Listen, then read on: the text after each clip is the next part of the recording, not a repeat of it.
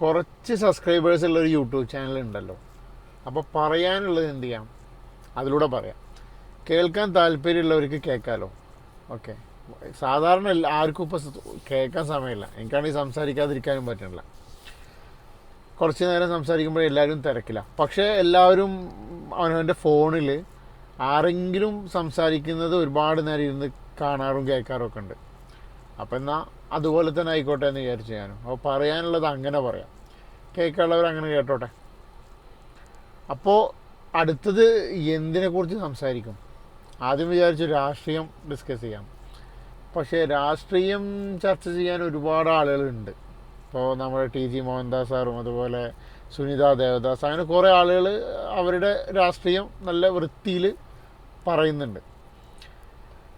പിന്നെ രാഷ്ട്രീയത്തിൻ്റെ ഒരു പ്രശ്നം എന്താണെന്ന് വെച്ച് കഴിഞ്ഞാൽ, രാഷ്ട്രീയം ചർച്ച ചെയ്യുമ്പോൾ ഞാൻ ഏത് പാർട്ടിനെയാണോ ഇഷ്ടപ്പെടുന്നത് അല്ലെങ്കിൽ ഞാൻ ഏത് പാർട്ടിനെയാണോ ഫോളോ ചെയ്യുന്നത്, ആ പാർട്ടിയിലെ നിലവിലെ നേതാക്കന്മാർ എന്തൊക്കെ തെറ്റ് ചെയ്താലും അതിനെ സപ്പോർട്ട് ചെയ്യേണ്ട അവസ്ഥ വരും. മുന്നൊന്നും അങ്ങനെ ഉണ്ടായിരുന്നില്ല. മുന്നേ ഒരു രാഷ്ട്രീയ പാർട്ടിയിലെ ഒരു നേതാവ് തെറ്റ് ചെയ്താൽ ആ നേതാവിൻ്റെ മാത്രം തെറ്റാണെന്നും ആ രാഷ്ട്രീയ പാർട്ടിയുടെ തെറ്റല്ല എന്നും ആ പാർട്ടിയിലുള്ള അണികളുടെ തെറ്റല്ല എന്നും പറഞ്ഞിട്ട് ആ നേതാവിനെ മാറ്റി നിർത്തുന്നൊരു കാര്യങ്ങളൊക്കെ. ഇപ്പം അങ്ങനെയല്ല. ഇപ്പം പെണ്ണ് പിടിച്ചാലും അഴിമതി കാണിച്ചാലും എന്ത് ചെയ്താലും ആ നേതാവിനെ വെള്ളപൂശി ഓക്കെ ന്യായങ്ങൾ വെച്ച് ക്യാപ്സ്യൂളുകൾ വെച്ച് നിങ്ങളുടെ നേതാവ് ഇങ്ങനെ ചെയ്തില്ല, പിന്നെ എന്താ ഞങ്ങളുടെ നേതാവിന് ഇങ്ങനെ ചെയ്ത എന്നുള്ള ഒരുപാട് സംസാരങ്ങളൊക്കെ. നമ്മളെന്താ വെച്ചാൽ രാഷ്ട്രീയം എന്ന് പറയുമ്പോൾ ഇപ്പോൾ അതായി മാറി. ഈ നേതാവ് എന്ത് ചെയ്താലും നമ്മളത് സഹിക്കണം, അല്ലെങ്കിൽ നമ്മളതിനെ അവർക്ക് വേണ്ടി നമ്മളതിനെ ബാക്കിയുള്ളവരുടെ മുന്നിൽ നമ്മളതിനെ ഇങ്ങനെ കൊണ്ടു നടക്കണം. അപ്പോൾ അതിലും നല്ല രാഷ്ട്രീയം സംസാരിക്കേണ്ടെന്ന് വിചാരിച്ചു. പിന്നെ അടുത്തത് സിനിമ റിവ്യൂ ചെയ്താലോ എന്ന് വിചാരിച്ചു. സിനിമ റിവ്യൂ ചെയ്യുമ്പോൾ എനിക്ക് ഏറ്റവും കോൺഫിഡൻസ് ഉള്ളൊരു ഫീൽഡാണ് സിനിമ റിവ്യൂ ചെയ്യുക. ഓക്കെ, കാരണം ഒരു ട്രെയിലറൊക്കെ സിനിമേൻ്റെ കണ്ടു കഴിഞ്ഞാൽ ആ സിനിമേൻ്റെ ഒരു ഇന്ന ജോണറിലായിരിക്കും, ഓക്കെ ആ സിനിമയിൽ ഇന്ന തരത്തിലായിരിക്കും സ്റ്റോറി എന്നൊക്കെ ഏറെക്കുറെ ഒരു ഐഡിയ വരും. ഓക്കെ, അപ്പോൾ പക്ഷേ സിനിമ റിവ്യൂ ചെയ്യുമ്പോഴുള്ളൊരു പ്രശ്നം എന്താണെന്ന് വെച്ച് കഴിഞ്ഞാൽ, കുറേ കാലമായിട്ട് നടക്കുന്ന ഡിബേറ്റുകളിൽ എക്സ്പെഷ്യലി ഈ ചാനൽ ചർച്ചകളിലൊക്കെ എപ്പോഴും നമുക്കറിയാം ഏതെങ്കിലും ഒരു ടീം വിജയിക്കുക, അതായിരിക്കും ചർച്ചയിലൊക്കെ ഉണ്ടാവുക. ഒരു ടീമിൻ്റെ ഭാഗത്ത് ന്യായമായിട്ട് തോന്നും ഭൂരിപക്ഷം ആൾക്കാർക്ക്, മറ്റുള്ള ടീമിൻ്റെ ഭാഗത്ത് ന്യായം കുറഞ്ഞ പോലെ തോന്നും. പക്ഷേ ഈ സിനിമ റിവ്യൂവിൻ്റെ ചർച്ച വരുമ്പോൾ റിവ്യൂ ചെയ്യുന്ന ആളുകളും റിവ്യൂവിനെ എതിർക്കുന്ന ആളുകളും ഒരേ തട്ടിൽ നിൽക്കും. കാരണം ഇവരുടെ ഭാഗത്ത് എന്തൊക്കെ ന്യായങ്ങളുണ്ടോ അതേ ന്യായങ്ങൾ റിവ്യൂവിനെ എതിർക്കുന്നവരുടെ ഭാഗത്തും ഉണ്ടാവും. ഇവർ എന്തൊക്കെ അന്യായങ്ങൾ പറയുന്നുണ്ടോ അതുപോലെ തന്നെ ഇവരുടെ ഭാഗത്തും കുറച്ച് അന്യായങ്ങളുണ്ടാവും. അത് ഏറെക്കുറെ ഈക്വലായിട്ട് ഒരു 50-50 അതിങ്ങനെ നിൽക്കും. ആരുടെ ഭാഗവും വിജയിക്കില്ല. ഓക്കെ, ഇവർ പറഞ്ഞ ന്യായം അവർക്ക് സമർത്ഥിക്കാൻ ഒരുപാട് പോയിന്റ്സ് ഉണ്ടാവും, ഇവർ പറയുന്ന ന്യായങ്ങൾ സമർത്ഥിക്കാൻ അവരുടെ കയ്യിൽ ഒരുപാട് പോയിന്റ്സ് ഉണ്ടാവും. ഫോർ എക്സാമ്പിൾ, ഇപ്പോൾ റിവ്യൂ പറയുന്ന ആളുകളെ കുറിച്ചെടുക്കാം. റിവ്യൂ പറയാൻ, ഒരു സിനിമ കണ്ട് റിവ്യൂ പറയാൻ അവർക്ക് 100% അവകാശമുണ്ട്. കാരണം നമ്മൾ ഒരു സിനിമ കണ്ട് അതിൻ്റെ റിവ്യൂ പറയുമ്പോൾ, പക്ഷെ അതിൽ വരുന്ന 1-2 പ്രശ്നങ്ങൾ ഞാൻ പറയാം. ഫോർ എക്സാമ്പിൾ, ഇപ്പോൾ ഞാൻ വർഷങ്ങൾക്ക് മുന്നേ ഒരു സിനിമ കണ്ടിട്ടുണ്ടായിരുന്നു, വിനോദയാത്ര എന്ന് പറഞ്ഞിട്ട് ദിലീപിൻ്റെ ഒരു സിനിമ. ആ സിനിമയ്ക്ക് ഞാൻ ആക്സിഡൻ്റലി കയറിയതാണ്. കാരണം എന്താ വെച്ചാൽ ഞാൻ അന്ന് പോയത് ആ സിനിമയ്ക്കല്ല. എനിക്കതിൻ്റെ കീർത്തിചക്ര അല്ലെങ്കിൽ മായാവി, ഇതിലേതോ ഒരു സിനിമ കാണാനാണ് ഞാനന്ന് പോയത്, ഞാനും ഫ്രണ്ട്സും. പക്ഷേ അതിൽ ടിക്കറ്റ് കിട്ടാതെ, അന്ന് ഓൺലൈൻ ബുക്കിംഗ് ഒന്നുമില്ല, 2007-08 അങ്ങനെ എന്തോ ആണ്, ഓൺലൈൻ ബുക്കിംഗ് ഒന്നുമില്ല. കീർത്തിചക്രയ്ക്ക് ടിക്കറ്റ് കിട്ടാതെയാണ് ഞങ്ങൾ എന്ത് ചെയ്തത്, വിനോദയാത്രയ്ക്ക് കയറുന്നത്. വിനോദയാത്ര പറഞ്ഞ സിനിമ എനിക്കന്ന് ഇഷ്ടമാവുകയേ ചെയ്തില്ല, എനിക്ക് ഇഷ്ടപ്പെടുകയും ചെയ്തില്ല. കാരണം ഞാനന്ന് മറ്റേ ഫിലിമാണ് എൻ്റെ മനസ്സിൽ മൊത്തം. ഞാൻ പുറത്തിറങ്ങി, ആളുകൾ 1-2 പേര് എന്നോട് ചോദിച്ചപ്പോൾ ഞാൻ പറഞ്ഞു എനിക്ക് പറ്റിയില്ല, മോശം സിനിമ.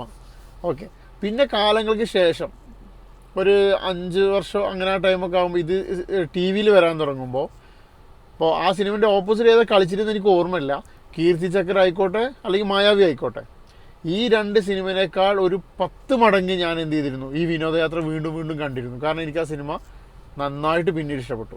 കാരണം ഫസ്റ്റ് ഞാൻ കണ്ടപ്പോൾ എനിക്ക് അപ്പോഴത്തെ എൻ്റെ മെൻ്റൽ ആ ഒരു സംഭവത്തിൽ എനിക്ക് എന്താണെന്ന് വെച്ചാൽ എൻ്റെ മൈൻഡിൽ ആ സിനിമ, എൻ്റെ മനസ്സ് മൊത്തം മറ്റേ തിയേറ്ററിൽ ആരവത്തിൻ്റെ കൂടെയാണ്. അത് കാരണം അന്ന് ഞാൻ വിനോദയാത്ര കണ്ട് പുറത്തിറങ്ങുമ്പോൾ ഏതെങ്കിലും ഒരു ചാനലുകാരോ ഏതെങ്കിലും റിവ്യൂ എടുക്കുന്ന ആളുകളോ വന്നിട്ട് എന്നോട് ചോദിച്ചാൽ ഞാൻ പറയും മോശം സിനിമ, നന്നായിട്ടില്ല എന്ന് പറയും. കാരണം ഒരു സിനിമ കാണുമ്പോൾ ആ സിനിമ അത് ഇഷ്ടപ്പെട്ടോ ഇല്ല, അത് ആ ഒരു വ്യക്തി ഇപ്പോൾ ഒരു റിവ്യൂ ചെയ്യുന്ന ഒരാൾ, ഇപ്പോൾ നല്ല പോപ്പുലറായൊരു റിവ്യൂ ചെയ്യുന്ന ആളെന്ന് പറഞ്ഞാൽ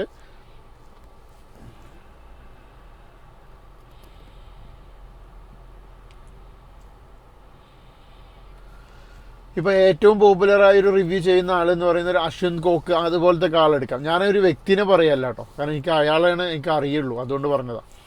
അശ്വിൻ കോക്കിനെ പോലുള്ള ആളുകളൊക്കെ എടുക്കുമ്പോൾ അവർ കണ്ടിട്ട് അവരാ പറയുന്നത് അവരുടെ അഭിപ്രായമാണ്. ഓക്കെ, ചിലപ്പോൾ അവരുടെ അതേ മൈൻഡ് സെറ്റുള്ള കുറച്ച് ആളുകൾക്ക് അത് ഓക്കെ ആയിരിക്കും, അവർക്കും അതേ അഭിപ്രായമായിരിക്കും. പക്ഷേ നമ്മുടെ നാട്ടിൽ ഇതിൻ്റെ പ്രശ്നമാണ്, ഈ ഒരു റിവ്യൂവിൻ്റെ പ്രശ്നം എന്താണെന്ന് വെച്ച് കഴിഞ്ഞാൽ, നമ്മുടെ നാട്ടിൽ ആളുകൾ ഒരു 20% ആളുകൾ ട്രെയിലർ കണ്ട് 1-2 പേരുടെ അഭിപ്രായം ചോദിച്ച് എന്ത് വന്നാലും സിനിമ കാണാം എന്നുള്ള രീതിക്ക് തിയേറ്ററിൽ പോകുന്ന കുറച്ച് ആളുകളുണ്ട്. സ്ഥിരമായിട്ട് പോകുന്ന ആളുകൾ, ചിലപ്പോൾ ഫാമിലി ആയിട്ട് പോകുന്നവരായിരിക്കും. അതുപോലുള്ളവരെ സ്വാധീനിക്കാൻ ഈ അശ്വിൻ കോക്കിനെ പോലുള്ളവർക്ക് പറ്റും, അല്ലെങ്കിൽ ഈ റിവ്യൂ പറയുന്നവർക്ക് പറ്റും. ഞാൻ അദ്ദേഹത്തിൻ്റെ പേര് ഞാൻ പറഞ്ഞ് എനിക്ക് വ്യക്തിപരമായിട്ട് ആളോടൊന്നൊരു ദേഷ്യമൊന്നുമില്ല, പക്ഷേ എനിക്ക് അറിയുന്ന പേര് അത് മാത്രമായതുകൊണ്ടാണ് ഞാൻ ആളുടെ പേര് പ്രത്യേകം എടുത്ത് പറഞ്ഞത്. അവരുടെ റിവ്യൂ കൊണ്ട് എന്ത് ചെയ്യാൻ പറ്റും, ഇതുപോലുള്ള ആളുകൾ തിയേറ്ററിൽ പോകുന്നത് പോവാതിരിക്കും. ശരി, എന്നാൽ ഇവർക്കൊക്കെ ഇത് അഭിപ്രായമെങ്കിൽ പോകണ്ട. ഓക്കെ, ചില ആളുകളുണ്ടാവും എന്ത് വന്നാലും ഞാനത് കാണും, അങ്ങനെയുള്ള ആളുകൾ. ഇപ്പം ഞാൻ ഫോർ എക്സാമ്പിൾ എൻ്റെ കാര്യത്തിൽ ഒരിക്കലും ഞാൻ ഇന്ന് വരെ ഒരു റിവ്യൂ പോലും ഞാൻ കണ്ടിട്ടില്ല. സിനിമ റിവ്യൂ കണ്ടിട്ട് ഞാൻ സിനിമക്ക് പോകണേ തീരുമാനിച്ചിട്ടില്ല. സിനിമയ്ക്ക് ഞാൻ സിനിമ കാണണോ വേണ്ടെന്ന് ഞാൻ തീരുമാനിക്കുക, അതിൻ്റെ ട്രെയിലർ കാണും, 1-2 അടുത്ത ഫ്രണ്ട്സിനോട് ചോദിക്കും, കണ്ടവരോട് എങ്ങനെയുണ്ട്, അവർ ഓക്കെ എന്ന് പറഞ്ഞാൽ ഞാൻ പോവും. ഓക്കെ, അവർ ഓക്കെ എന്ന് പറഞ്ഞില്ലെങ്കിലും ഒരു 90% ഞാൻ പോവും. ഓക്കെ, ആ ട്രെയിലർ കണ്ടിട്ട് എനിക്കൊരു കുഴപ്പമില്ലാതെ തോന്നി ഞാൻ പോവും. അങ്ങനെ അല്ലാത്ത കുറച്ച് ആളുകളുണ്ട്, ഒരുപാട് അഭിപ്രായം കേട്ടേ തിയേറ്ററിൽ പോകൂ എന്ന് തീരുമാനിക്കുന്ന. അങ്ങനെയുള്ള ആളുകളെ സ്വാധീനിക്കാൻ ഈ അശ്വിൻ കോക്കിനെ പോലുള്ള റിവ്യൂവേഴ്സിന് പറ്റും, ഒരു സംശയമില്ല. അവർ പോവില്ല തിയേറ്ററിലേക്ക്. അത് എന്ത് ചെയ്യും, സിനിമ ഫീൽഡിൽ ചെറുതായിട്ടൊന്ന് ബാധിക്കും. അവിടെയാണ് ഇവർ ഈ റിവ്യൂ ചെയ്യുന്ന ആളുകളെ കൊണ്ട് ഈ സിനിമ ഫീൽഡിൽ പ്രശ്നം വരുന്നത്, ആ ഒരു ഏരിയയിലാണ്. ഓക്കെ, അല്ലാതൊരു വൺ ഹിറ്റായ സിനിമനെ ഇവർക്ക് റിവ്യൂ ചെയ്ത് തകർക്കാനോ തീരെ മോശമായ ഒരു സിനിമനെ റിവ്യൂ ചെയ്ത് വിജയിപ്പിക്കാനോ പറ്റില്ല. ഈ ഒരു ചെറിയൊരു ഇതിൽ മാത്രം ഒരു ചെറിയ പ്രശ്നം വരും. ഓക്കെ, എന്ന് വെച്ച് അവർ റിവ്യൂ ചെയ്യാൻ പാടില്ല എന്ന് പറയാൻ പറ്റില്ല. എനിക്ക് പ്രേക്ഷകരോട് പറയാനുള്ളത്, എന്നെപ്പോലത്തെ ആളുകളോട് പറയാനുള്ളത് എന്താണെന്ന് വെച്ച് കഴിഞ്ഞാൽ, നമ്മളൊരു സിനിമ കാണണമെന്ന് നമുക്കൊരു ഐഡിയ ഉണ്ടെങ്കിൽ നമ്മൾ പോയി കാണാം. കാരണം എന്താണെന്ന് വെച്ച് കഴിഞ്ഞാൽ, ആ റിവ്യൂ ചെയ്യുന്ന ആളുടെ ഒപ്പീനിയൻ ആയിരിക്കും അത്. ഫോർ എക്സാമ്പിൾ, ഇപ്പോൾ ഭയങ്കര റിവ്യൂവേഴ്സൊക്കെ ഹൈപ്പിൽ കൊണ്ടു നടക്കുന്നൊരു സിനിമയായിരുന്നു ലോക. ഞാൻ എൻ്റെ ഉള്ളിൻ്റെ ഉള്ളെന്ന് പറഞ്ഞാണെങ്കിൽ ഒരു സിംഗിൾ വാച്ചബിൾ മൂവി എന്നല്ലാതെ, ഓക്കെ, ഒരു സിംഗിൾ ടൈം വാച്ചബിൾ മൂവി എന്നല്ലാതെ ഭയങ്കര ഈ പറഞ്ഞ ഹൈപ്പിനനുസരിച്ചിട്ട് എന്താണ് അതിലുള്ളത് എനിക്ക് തോന്നിയിട്ടില്ല. ഓക്കെ, ഒരു വെറൈറ്റി കഥയാണ്. കാരണം ഇന്നത്തെ കാലത്ത് എന്താണെന്ന് വെച്ച് കഴിഞ്ഞാൽ, മലയാള സിനിമ ഇങ്ങനെ പാടുള്ളൂ എന്നൊന്നുമില്ല. പണ്ട് അങ്ങനെ ഉണ്ടായിരുന്നു. മലയാള നായകൻ ഒരിക്കലും 5 പേരെ അടിച്ചിടാൻ പാടില്ല. ഓക്കെ, ഒരു ചവിട്ടിനാൾ പറക്കാൻ പാടില്ല. കാരണം അതൊന്നും ജീവിതത്തിൽ നടക്കാത്ത കാര്യങ്ങളാണെന്നായിരുന്നു പണ്ട് പറഞ്ഞിട്ടുണ്ടായിരുന്നു. ഇപ്പോൾ അതില്ല. ഇപ്പോൾ ഒരു കഥാകൃത്തിന് അയാളുടെ ഇഷ്ടത്തിന് എന്തും എഴുതാം, അതിനുള്ള സ്വാതന്ത്ര്യം മലയാള സിനിമയിലുണ്ട്. അതിൻ്റെ ഏറ്റവും വലിയ ഉദാഹരണം എനിക്ക് തോന്നിയിട്ടുള്ളതാണ് പ്രേമലു എന്ന് പറഞ്ഞ സിനിമയിൽ ട്രെയിനിൽ യാത്ര ചെയ്ത് മുഷിഞ്ഞിരിക്കുക വയറിളക്കം പിടിച്ച നായികയെ കാണാൻ വേണ്ടിയിട്ട് മരുന്ന് കൊണ്ട് വരുന്ന നായകൻ. അതൊന്നും ഒരിക്കലും ഇപ്പോൾ നമുക്ക് സങ്കല്പിക്കാൻ പറ്റില്ല. ഒരു 90s 95 ആ ടൈമിലൊക്കെ ശോഭന ചേച്ചി അല്ലെങ്കിൽ ഉർവശി ചേച്ചിയൊക്കെ ഇതുപോലെ വയറിളക്കം പിടിച്ചിരിക്കുമ്പോൾ ലാലേട്ടനും മമ്മൂക്ക ദിലീപേട്ടനൊക്കെ മരുന്ന് കൊണ്ട് പോകുന്ന ആലോചിക്കാൻ പറ്റും? ഒരിക്കലും ആലോചിക്കാൻ പറ്റില്ല. അന്നൊക്കെ ഒരു ഹീറോയിനും ഒരു അസുഖം വരിക എന്ന് പറഞ്ഞാൽ ഒന്നുകിൽ അത് ഭയങ്കര എന്തെങ്കിലും അസുഖമായിരിക്കണം, അല്ലാതൊരു ഇതുപോലത്തെ ഒരു വയറ്റിൽ നിന്ന് പോകുന്ന ഒരിക്കലും വരില്ല. ഇപ്പോൾ അങ്ങനെ എഴുതാൻ ഒരു കഥാകൃത്തിന് ഒരു സ്വാതന്ത്ര്യം മലയാളത്തിലുണ്ട്. അത് വളരെ നമുക്ക് എന്താണ് ഒരു പ്രശംസനീയമായൊരു സംഭവമാണ്. അടുത്ത സംഭവം, അപ്പോൾ അതാ ഞാൻ പറഞ്ഞത്, ഈ ലോക എന്ന് പറഞ്ഞ സിനിമ സത്യം പറഞ്ഞാൽ ഒരിക്കൽ കാണാം. ഓക്കെ, ആ ചന്ദ്രമോഹൻ ഒരിക്കൽ കാണാം, രസമുണ്ട്, ഒരു വെറൈറ്റി സിനിമയാണ്, നല്ല മേക്കിംഗ് ആണെന്നൊക്കെ പറഞ്ഞ് നമുക്ക് ഒരിക്കൽ കാണാം എന്നല്ലാതെ ഈ കണ്ട ഹൈപ്പുള്ളത്.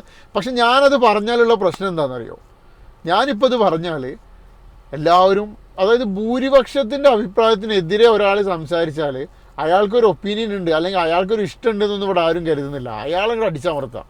ഓക്കെ, അപ്പം ഞാനത് പറയാൻ എനിക്ക് പേടിയാണ്. കാരണം എന്താ, എല്ലാവരും എന്നെ കുറ്റപ്പെടുത്തും.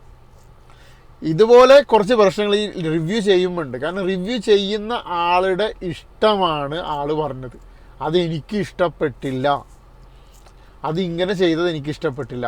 അത് ഇഷ്ടപ്പെടുന്ന ഒരുപാട് പേരുണ്ടാവും. ഓക്കെ, അവരത് പോയി കാണുന്നവർ ഈ റിവ്യൂ കണ്ടിട്ട് ഒരു സിനിമ കാണണോ വേണ്ടതെന്ന് നിങ്ങൾ ഒരിക്കലും തീരുമാനിക്കരുതെന്ന് ഞാൻ പറയും. അതുപോലെ തന്നെ റിവ്യൂ ചെയ്യുന്നവരെ എതിർക്കാനും പറ്റില്ല. കാരണം ഈ റിവ്യൂ ചെയ്യുന്ന എതിർക്കുന്നവരാരാ? ഈ ഫിലിം ഡയറക്ടേഴ്സ് ആയിരിക്കാം, പ്രൊഡ്യൂസേഴ്സ് ആയിരിക്കാം, ആക്ടേഴ്സ് ആയിരിക്കാം. ലാലേട്ടൻ പറഞ്ഞ പോലെ ടെക്നിക്കൽ പരമായിട്ട് ഒന്നും അറിയാത്ത ആളുകളെ റിവ്യൂ ചെയ്യുന്നതൊന്നും ഒരിക്കലും അംഗീകരിക്കാൻ പറ്റില്ല. കാരണം നമ്മൾ റിവ്യൂ ചെയ്യുന്നതോ അല്ലെങ്കിൽ റിവ്യൂ ചെയ്യുന്ന ആളുകൾ റിവ്യൂ ചെയ്യുന്നത് ടെക്നിക്കൽ പരമായിട്ട് സംഭവമല്ല. നമ്മൾ ആ സിനിമയുടെ ടെക്നോളജി ഈ സിനിമയിൽ ഉപയോഗിച്ചില്ല എന്നല്ല, നമുക്ക് കാണുമ്പോൾ ഉള്ള ഇഷ്ടത്തിനാണ് റിവ്യൂ ചെയ്യുന്നത്. ഓക്കെ, അതുകൊണ്ട് ലാലേട്ടൻ പറഞ്ഞൊന്നും അക്സെപ്റ്റ് ചെയ്യാൻ പറ്റില്ല. പിന്നെ ഇതിൽ ഇവർ പറയുന്നത്, ഇപ്പോൾ ഇവരാണെങ്കിൽ ഇപ്പോൾ മമ്മൂക്ക പണ്ട് പറഞ്ഞ ഒരു ഇൻ്റർവ്യൂ ഞാൻ പറഞ്ഞു കേട്ടിട്ടുണ്ട്, എന്തെങ്കിലുമൊക്കെ ഓൺലൈനായിട്ട് എന്തെങ്കിലും മേടിക്കുമ്പോൾ പിഷുവിനോട് ചോദിക്കും. ഓക്കെ, അപ്പോൾ പിഷു അതിൻ്റെ അഭിപ്രായം പറയും. ഇവരെന്തിനാണ് പിഷുവിനോട് ചോദിക്കണത്? ഓൺലൈനിൽ നിന്ന് ഒരു സാധനം മേടിക്കുമ്പോൾ മേടിച്ചാൽ പോരെ, ഒരാളോട് അഭിപ്രായം ചോദിക്കണം എന്തിനാ? അല്ലെങ്കിൽ മറ്റേ ഈ ഒരു ഫ്ലിപ്കാർട്ട്, ആമസോൺ പോലത്തെ ഒരു എന്തെങ്കിലും ഒരു പ്ലാറ്റ്ഫോമിൽ നിന്ന് ഒരു സാധനം മേടിക്കുമ്പോൾ അതിൻ്റെ റിവ്യൂ വായിക്കുന്നത് എന്തിനാ? അത് വാങ്ങിയ ആൾ അത് ഉപയോഗിച്ചിട്ട് അതിൻ്റെ റിവ്യൂ അതിലെഴുതും. ഓക്കെ, അതെഴുതിയിട്ട് അവരുടെ ഒപ്പീനിയനും സജഷനും കൂടെ നോക്കിയിട്ടാണ് ഈ ഐറ്റം മേടിക്കുള്ളൂ. ഇവരും ആരും അങ്ങനെ മേടിക്കുള്ളൂ.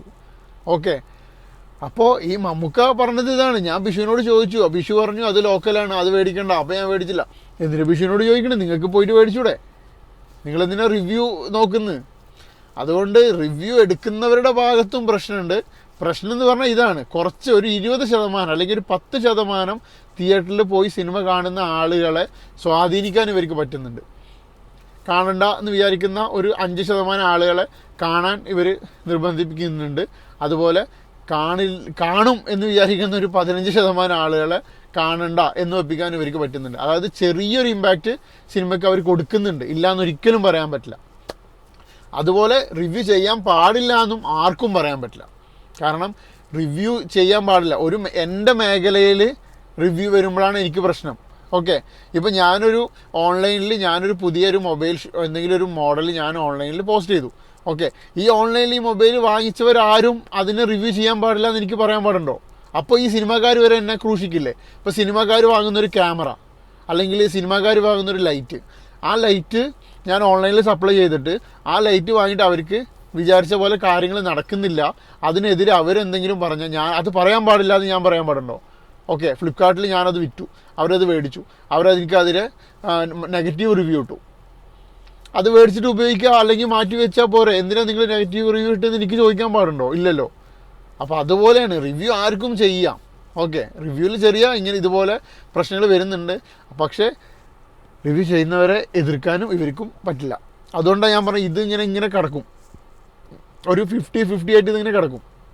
അതുകൊണ്ട് ഞാൻ ആ മേഖലയ്ക്ക് തൊടുന്നില്ല എന്ന് വിചാരിച്ചത്.